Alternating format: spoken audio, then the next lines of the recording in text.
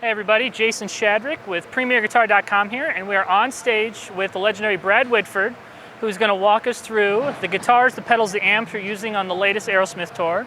Correct. And we're here in Milwaukee for the show tonight. So why don't you first tell us about the guitar you have on here? This is a new acquisition for you, and tell us how you're digging it and what you like about it. Well, I just got it, and I was very intrigued when I read about it, which was literally only a few days ago. And I thought somebody sure got a lot of a chutzpah to actually call a guitar a game changer. So I was really intrigued by it, and I was like, well, I got to see if this truly is a game changer or if it's just another. We made a couple of phone calls, and then I called Steve Luca, they're my good friend, and before I could even blink an eye, the thing was here. I got it Monday night of the Detroit show and played it that night, and absolutely loved it. It's an awesome guitar. I don't know, you guys know, you got one, so you know it'll do a lot of amazing combinations of these pickups, and it's totally outrageous. I absolutely love it. Brilliant vibrato. It's got like a Buzzy Phaeton type nut on it, so the guitar stays. There's no issues on the G string or the B string at all. It just, every chord is absolutely spot on all the way up and down the neck.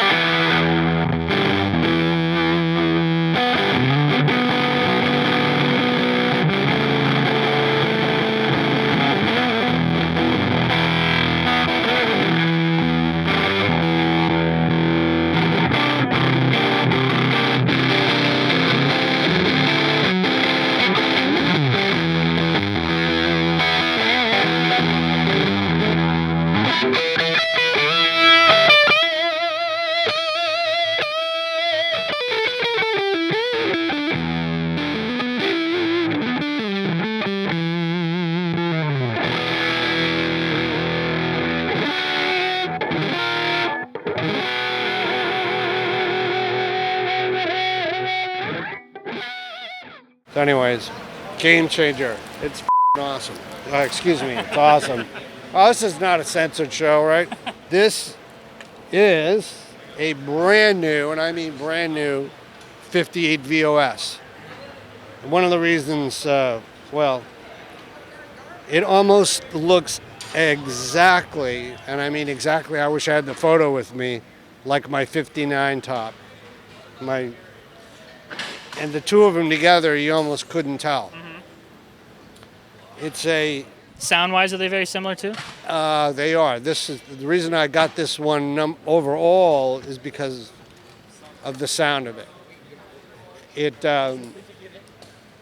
just rang so... I didn't even plug it into an amp. I could just tell acoustically that it was so loud and it rang so well. It's a 58 VOS, and it's a chambered guitar. I never liked the chambered guitars, but apparently now they're doing it a different way to enhance the tonality of the guitar. It really reduces the weight, which is great. It weighs absolutely nothing, as you can see, for a Les Paul. Exactly nothing. It's like kind of almost like a Stratocaster, and it is indeed my new favorite Les Paul. And what tunes do you play that one on, maybe from night to night? I've been using that the bulk of the tour, actually. So you'll see it on a few songs. This is like becoming my new number one favorite. Marco, my text, this is his guitar. And of course, this is the vintage. What year is this? 67. It's a 67 12 string. And although I haven't used it, I've been tempted to use it on Crying, which I originally tracked with a 12 string. But it's just been sitting here waiting for me play it if I want. This Strat here is an Eric Johnson model. It's the first version that he did. I have that, and I have the second version he did with a bound neck. And I think it's one of the best Strats that they've done in a long time. And the guys at Fender told me, unlike most people come in and do a signature Strat, most people come in, have lunch, they spend the afternoon at Fender, measure their guitar with the lasers and all that, and then recreate it. Eric actually spent 2 weeks at the factory building this. You wanted to make sure every detail was right. Every detail, and it's absolutely a phenomenal guitar. The only thing I changed in it is the pickups are DiMarzio pickups. Blues 2 is a DiMarzio. That's a Area 61 and an Area 61. And these DiMarzios are absolutely mind-blowing. Eric Johnson, if you notice, he has a DiMarzio in one of his Strats. And when we were doing the Experience Hendrix tour, he really loved the way these DiMarzios sound. Are they a little hotter than the ones that came with it? I think they're a little bit hotter, but the beauty of them is that they're noiseless. Oh, yeah. They're noiseless, but they really are very, very close sound to a stock Strat pickup. A little bit beefier. This is a 62, obviously a... Original 62? No. This is a reissue that that I got from Fender. Those guys, they always take such great care of me. And this, I believe, is outfitted with the same pickups as the Eric Johnson. Again, noiseless. I can pump it into, 400 watts if I want, and it won't hum. The Echo Park, which you're familiar with. Yep. I just got this in LA. We were in the studio, and he was desperate for me to try this guitar. We used it on the new album quite extensively. Kind of like a Les Paul, incredibly beefy neck, but an amazing guitar. It's a downtowner, right? It's a downtowner, and the cool thing about what he does is he finds real old wood, a lot of times from antique furniture and whatever, and that's what he builds his instruments with. And of course, it's the wood that makes the difference in all guitars. I have several Tom Murphys. When it comes to vintage reissues, it's pretty hard to beat. Pretty hard to beat something that Tom puts together. Now, with all your guitars here, are there certain ones that tend to pop up a lot on certain songs, or is it kind of a free-for-all, whatever you're kind of feeling from song to song, night to night? It's a little bit night to night. I'm pretty straightforward with what we're doing now. These are almost interchangeable. They both sound beautiful, these Strats. So I can pick out either one, and they both sound pretty nice. This gold top is a 58 custom shop reissue, and it just happened to be one of those ones that came out beautifully. Goodwood. Goodwood, yeah. Godwood, and then there's also the Fillmore, I think, is that one. And they were named basically after live concert sounds. He tried to recreate certain players. So the Fillmore, maybe a Duane Allman style? Fillmore, I think, is a Duane Allman style.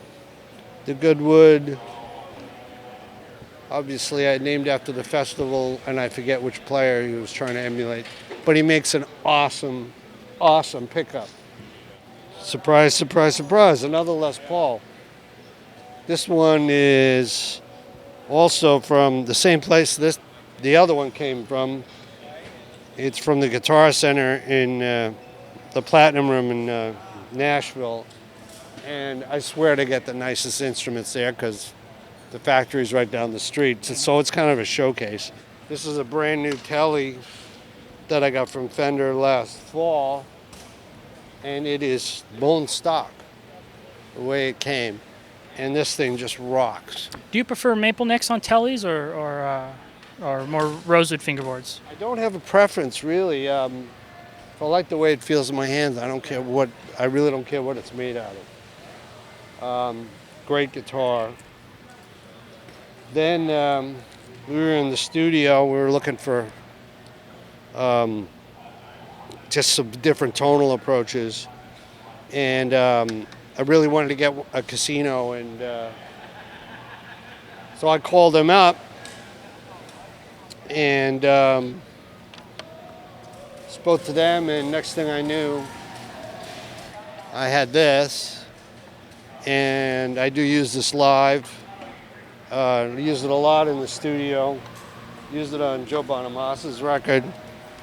Used it on the Aerosmith record. This is one of the spares to it. Pretty stock. You haven't really changed much. I haven't changed anything. They're beautiful guitars. It's got that classic. This was the either John Lennon or Paul McCartney called their favorite electric guitar of all time. They do a fabulous job of redoing. This is the, I think, called the John Lennon model. So this one has all the beautiful finish work on and all the goodies. And what song in the set might you use the Epiphones on? That I use on I Don't Want to Miss a Thing. So I do a lot of arpeggiated things on that, and it just cuts through the mix real nice. I actually had an original Mary Kay, a 56, which unfortunately I had to sell at one point in my career. And another one of those things I kicked myself in the butt for. This one was not officially a Mary Kay reissue. Before they started doing that, they just started making these as one-offs. I have a friend that has one too. So it was basically done just like a Mary Kay, but before they did the reissue of it. And this is all set up with the same pickup configuration. DiMarzio's. Again, for just great tone and complete quiet. Straps are all from Soldier, and the straps are made from the original stock of all the stuff that we all saw people using in the 60s. Everybody from Clapton to Page to Beck. She found this stuff that in this warehouse. It was still sitting there all these years. She discovered it there and started making the old style straps again. So it's great because I can go look at old pictures from old Cream magazines and all that sort of thing, and you'll see all these straps and all the old photos. Oh, I think it's great. These are all Ernie Ball strings. Tens? I think they're all 10s. 11s on this, I think, yeah. And I think everything else is 10s. Goes into the tuner first. And then we have one of Peter Frampton's Fulltone amp selectors. Although we don't really, we're basically using 3 amps and they stay on all the time. Oh, okay. But it is a good way to get, it's a very nice piece of equipment. This is all new kind of to the system where it's actually on, some of it is MIDI. This is the Voodoo Labs pedal switcher. There's 3 of them here. They have 4 loops each. They have a nice buffering choice between those inputs there. There's also an effect, there's like a send insert, but we're not using that. But then a MIDI connection happens between the first one to the second one, the second one to the third one, the third one to this switch, which is called the pedal commander, which gives the possibility of 10 different loops that change. So they could be presets for songs to turn on multiple pedals at once. Yeah, so here's the Rook pedal, the big favorite, plus the Echo, this first flashback TC, then, or the second one.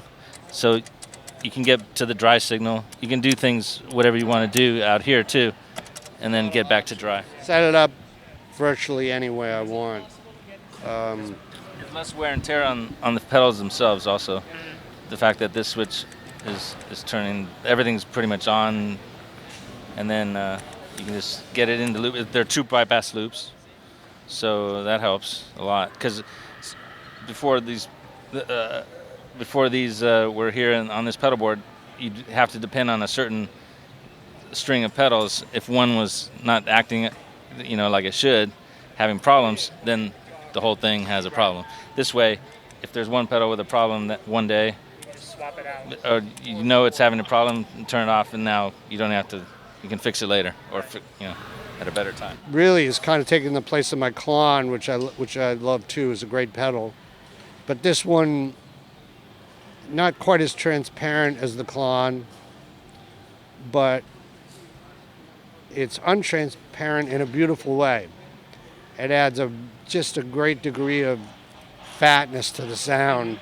It's, I guess, very similar in a way to the fat pedal, but you have a little more tonal control here, and you have a 3-position toggle switch for different levels of the gain that you want, and they sound significantly different. This is new to us, this sustainer. We're just trying this one out, and this works very nice. It also has, if you want, you can switch on. It has actually a gain thing on it, and you can run it just as a sustainer and gain. We also have the distortion, which is I've been using this for a long time. These things are great. It's got an overdrive. Right next to it is a fuzz with its own separate controls. And then it also has an octave feature to it. So it's kind of like Hendrix in a box, that pedal. TC Electronics, one of my favorite pieces of gear forever. This is one of their a new version of a pedal I used to use for many years. It's just kind of a clean boost, but this one has a lot more stuff on it now. It's got an extra boost in it. It's got an EQ switch. You can kind of fatten up the middle in it, run it flat. Nicely made stuff. And then when they came out with these, I used to have this is basically a 2290, which used to be a 3-inch rack space piece of gear. Now it's pretty much inside these pedals. And is one a short delay, one a long delay? Is that how you have them set up? Yeah, well, they're kind of similar. I'm still experimenting with. Number 1 is my favorite, and I also have their flanger, which I love the sound of, their chorus, and their reverb pedal, which is real nice. Then we got the Fulltone. I think that's a Fulltone Supa-Trem. We have several of these Eventide pedals, but I think I'm going to have to go to Stanford before I can figure out how to work it. We got a Fulltone wah, which I use on occasion. Did Eric? And then, of course, the tube driver, which is one of the very, very new ones. And I'm still learning how to operate that for the best way for my sound. Did Eric hip you to that as well? Well, Eric's been using them forever. And, of course, he's got some of the older ones are very cool. This is a new one. I have another new one. It actually has an additional bias control on it. I'm still trying to figure it out to get it to work the way I want it to work. So still kind of playing with that one. But they're also, obviously, if anything Eric Johnson uses, it's going to work. It's just a matter of finding what your own personal thing for. And finally, tell me about these 2 Fender amps you have sitting here next to your pedal board. These are just a little bit of my own personal monitoring. It just gives me my guitar signal coming back up here if I want to. It's just a little extra ear candy. Kind of fills the space. Does the signal coming out, is that affected or just straight guitar amps? It hears everything that main amps are here, and so. We know your affiliation with Three Monkeys and how much you dig those amps, so it's no surprise you brought a lot of these out on tour. So tell us a little bit about the specific Three Monkeys amps you're bringing out. This one here is the Grease Monkey. That one's like the AC30. So it's EL84 tubes? It is 84s. This is somewhere between, I think, 30 and 40 watts. Three Monkeys cabinet underneath it. We're getting a few two 10-inch speakers to go in each of these, so there'll be 4 10s, and we'll experiment with the Grease Monkey and also maybe the BW119 or maybe a Virgil 3 Monkey amp. So it's kind of like a 210 cab idea that might be in addition to the main 3 down below. And are these 410s, 412s down on below? 412 with greenbacks. This is my drink holder. It's a really nice one. And it holds my picks and everything. Right underneath that is a one-of-a-kind PRS. That this particular amp, Paul had 2 favorite amps. They're so much his favorite, he kept them at his house. This one he brought out of his house for me on Tuesday morning and let me take it with me. Now, it's still a little bit unsure whether he's going to build me an exact copy of this or he's going to let me keep this. But this is... what can you bribe him with? Whatever it takes, you know. I've known Paul for years, and he's been fabs. I was his first endorser. It's basically a Marshall type sound, only it's kind of like a Dream Marshall. So it's like, this is a holy grail amp, without a doubt. This Three Monkeys is we call it the BW119 for me.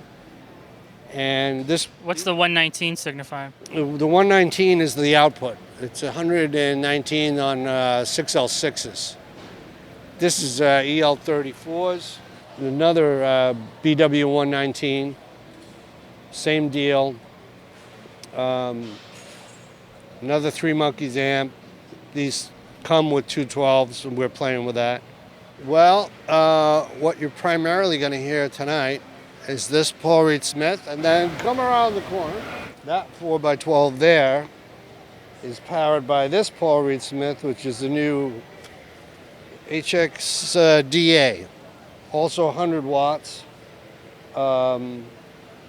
This is a new amp for Paul, and it's meant to you can do quite a few. It's got some micro switches here. He's tried to emulate, once again, Duane Allman's tone, which you can very easily do with this amp. But they're just spectacular. I think they're maybe one of the finest amps built. I literally just picked these up on Tuesday from Paul's factory. He's actually, since I left, he has another amp called the Blister Tone. He's already built me a 100-watt version of that, which I will see in about 7 days from now. When we get back from Canada, it's going to be waiting for me in Boston.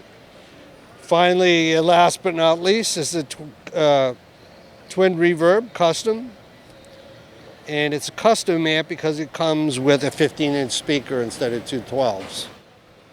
What do you like more about the 15-inch speaker over the 212s? I fell in love with some of the guys that used 15s over the years. Stevie Ray Vaughan, of course, Kenny Wayne Shepherd. And I got one of my sons a Vibro Verb. I think it's a Vibro Verb. They came either the 210s or with the 15. And we just loved the way the 15 sounded. It's got that big, fat Texas tone, if you want it. We actually don't use the speaker in it. We actually customized that cabinet and put a 15-inch Warehouse in that. And the twin sound comes out of that center cabinet. And that's set for it just gives it, it's a very clean sound, but it has beautiful, clear, wonderful low end, and I don't know what else to say about that. It's Fender. Right. Just more spares. That's right. So are these ones used on the album? I used some of these on the record. There's another BW119 there. I think this is a Grease Monkey, and this is a Virgil. And we just carry them with us just in case. We probably have too many spares with us now, but we'll straighten that out when we get a little bit closer to home. We can dump some stuff off in the warehouse. But yeah, that's it. That's it. Well, thank you so much, Brad, for taking the time. Jason. Thanks to you. Thanks to Marco as well, his guitar tech. This is Jason Shadrick with PremierGuitar.com.